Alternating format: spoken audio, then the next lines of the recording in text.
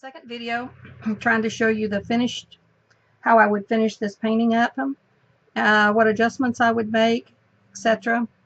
And as I look at this, I'm picking out things I want to keep and painting over things I don't want to keep with the background paint. Now I know I had put a different shades of paint on for the background, but as I look at this, it's not impressive to me. It takes away from the leaves, I think. So I am going to go ahead and paint over all of the sections that you're showing now, and then some with straight black acrylic paint, which I have added some GAC 100 to help seal the paint and keep it a little bit more durable. Reason being is I just washed off one of my paintings that I was getting ready to either pour resin on or seal it with some other medium. Excuse me. Let me get the picture for you and I'll show you. I've got my doors open because it's a beautiful day here. Little doggies are out in the backyard watching the property, so you may hear some barking. I may have to end up shutting the door, but anyhow, hopefully not. Okay, I don't know if you can see this or not, but let me see if I can get it to where the worst part is. You see this area here? I had put the black paint on there because I was covering up and doing some negative spots that I wanted more black, in other words, on it. Hopefully you can see that good.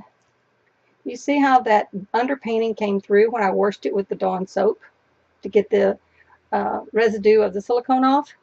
So I'm thinking, and it was dry, but it seemed that without anything but acrylic paint, it seemed that it took off the plain acrylic paint. So that's why I put the GAC 100 in there. It should give it more of a durable finish, hopefully. Anyhow, so that's my thought plan. So this is basically a very simple process.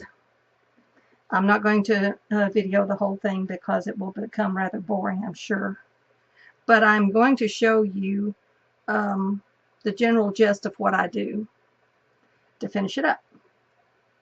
I've decided I want to carve out this leaf right here. So also I'm going to make some frayed edges. So you know how leaves get all frayed up and everything. So that's my thought on that. I'm not going to do a lot of talking because I got to think about what areas I want to do. And you can see from the video exactly what I'm doing. It's not a difficult process. Okay, now on the leaves themselves, I put some paint in my brush and then I basically swipe it like this to kind of get a chisel edge. And then I'll come in with, let's say this right here. I'm using a wedge type brush. And basically what I'm doing is I'm just painting out a little wedge that will make the leaf a little bit more interesting. And don't make them all the same size or the same distance apart. Make some of them larger than others. Now you see how that already is making a difference in the way the leaf doesn't look like it's cut out. So that's my process. Now some of these leaves in here, I might decide to go ahead and add some more leaves, which it's pretty busy right now. Depends on what it looks like after I get it cut out. But if I do, it'll be the same process as I used when I made the original painting. So it's not any secret as far as what it is or anything new, put it that way. So that is my thought, is that I will probably add some stems. I do have a bottle of water here. And I think I'm going to put a little bit of water in my paint. It seems to be getting sticky already. I've never used the GAC 100, so I'm not sure what to think of it as far as how it works. I bought it basically to use when I get my primary elements, which I have not got yet. I'm still waiting on. And if you don't want to use her diamond, I think it's called diamond gel, which I'm sure it's good, but it's rather expensive. I asked her point blank if there was some other product we could use, and she said the GAC 100 would work just as well. So that's my purpose in buying the GAC 100.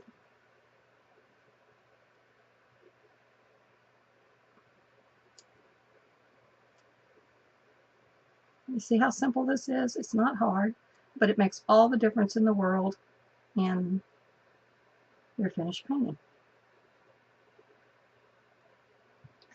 You can go as far as you want with this process. You know, I went ahead and painted in a few little leaves, smaller leaves coming off a stem. There goes the puppy dogs. On my other painting, and but just very not too invasive, not too strong a color. Try to, you know, make it as natural as possible. Okay, I'll do a couple more. Okay, I'm getting my brush wiped off. I need to get a piece of paper. This is basically, I want that off of the brush, and then I'm just going to come in and just get a little bit on the end and wipe it off. I hope you can see that. Get a chisel edge. Okay, and try to follow the leaf itself, the way the leaf is turning. You know what I mean? So if the leaf is coming this way, let me see, you're not even being able to see me. Okay, if the leaf is coming, oh, this silly camera, I don't know where I'm at. I think I'm gonna have to move my, okay, I'm painting on this leaf here. Now I'm gonna have to rearrange that. It's out there so far. Okay.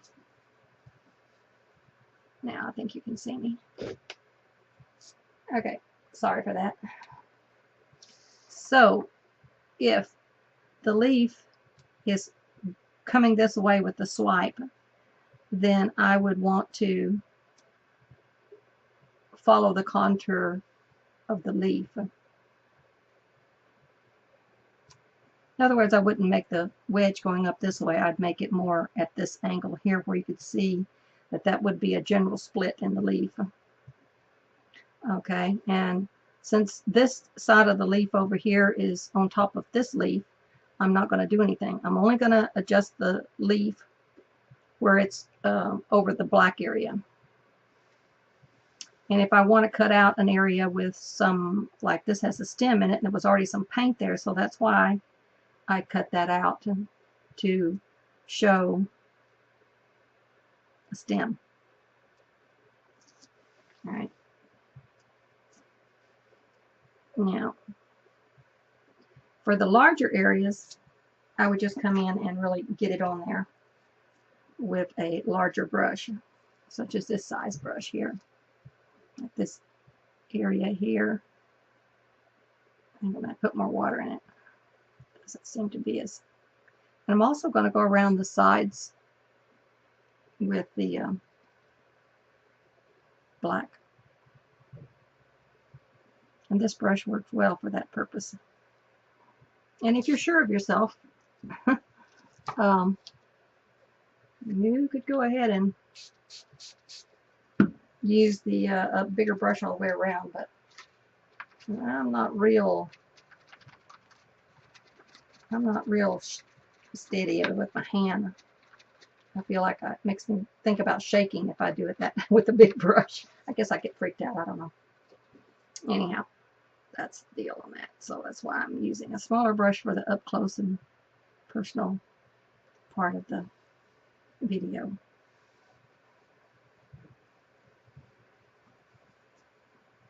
I probably will go ahead and resin this piece once I get it all completed,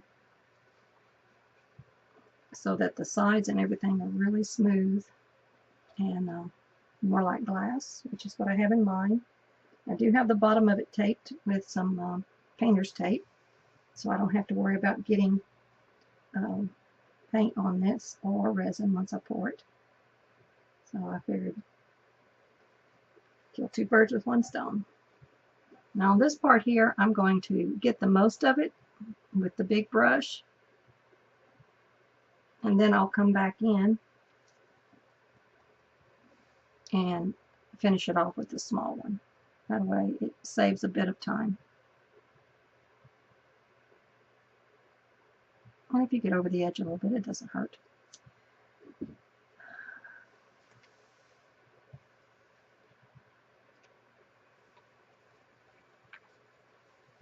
I want to go ahead while you're watching. I'm going to go ahead and get rid of this lighter color here, and I want to show you how much better it looks. This was just a Trifour. I had never done this before. Well, I'll take that back. I had done a similar something on a resin I poured, a resin pour.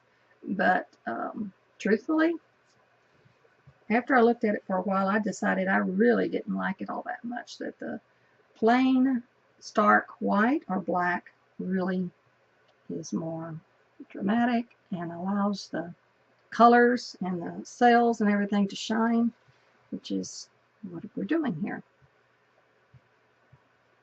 So I'm not going to get this filled in like totally. I'll have to come back with some more black paint, I'm sure, because this is a light color I'm going over. But I just want you to see, and you can judge for yourself then, if you think it's better with the black or without.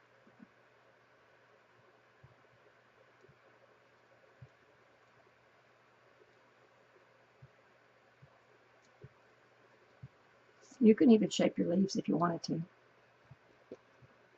You know what I mean? You wanted a different type of, or shape of leaf.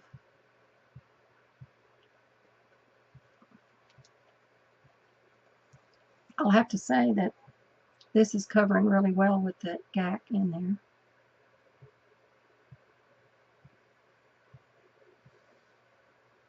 So I think it'll be a good thing.